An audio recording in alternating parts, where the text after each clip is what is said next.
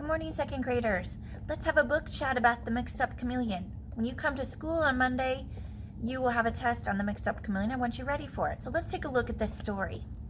As we can see in the beginning of our story, the Mixed Up Chameleon, he changes color depending on where he's at. So when he's on a green leaf, he's green. When he's on the red flower, it says he turns reddish. When he's on the brown tree, he turns brownish. And that's his life.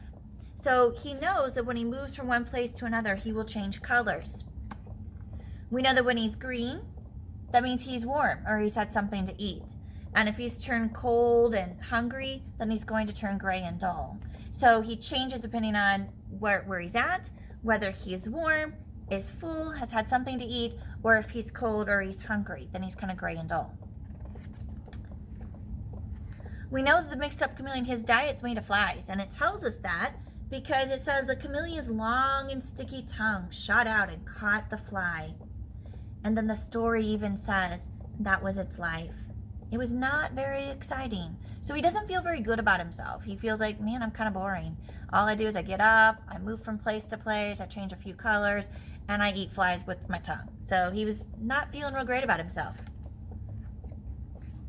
And then to make things worse, he went to a zoo. And when he was at the zoo, he saw all these different animals. And look at what he thought. It says, the chameleon thought, how small I am, how slow, how weak. So the zoo made him feel horrible about himself. He didn't think that he was good enough, that he wasn't exciting. And he thought, man, maybe if I make a wish, my life will be better. So he first wished to be a polar bear. And he became big and white. And he learned something. He wasn't happy just being big and white like the polar bear. So he made another wish to be a flamingo.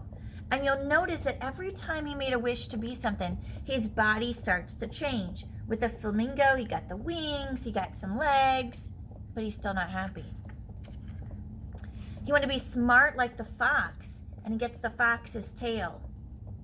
Still not happy.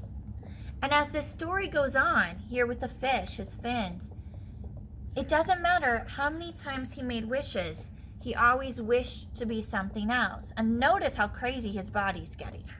It's getting very mixed up, which is why the story is called The Mixed Up Chameleon.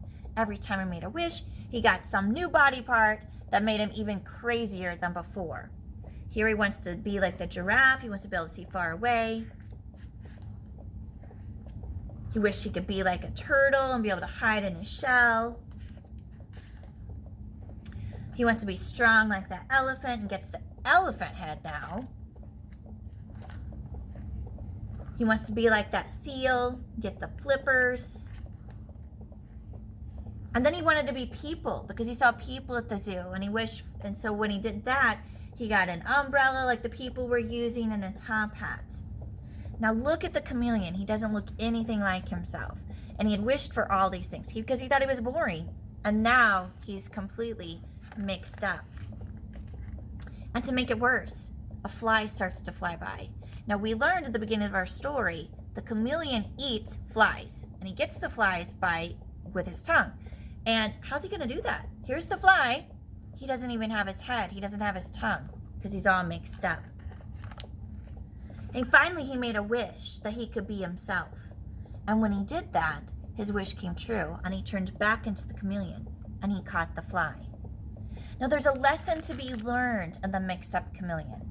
We need to be happy with who we are. When the chameleon was wishing to be all these things, it didn't make him any happier, and he just kept making other wishes. We need to be happy with who we are on the inside, and that's the lesson that the chameleon learned. He was so mixed up he couldn't eat. He was trying to be something for everyone else. Guys, gals, be happy with who you are. You are all special, and I cannot wait to see you on Monday. Now, on Monday, when we get back, you have the reading test on this story. We have a spelling test, so study those spelling words. And we also have a grammar test about, is it a sentence or is it not a sentence? All right, guys, I will see you Monday, bright and early. Love you guys. Bye-bye.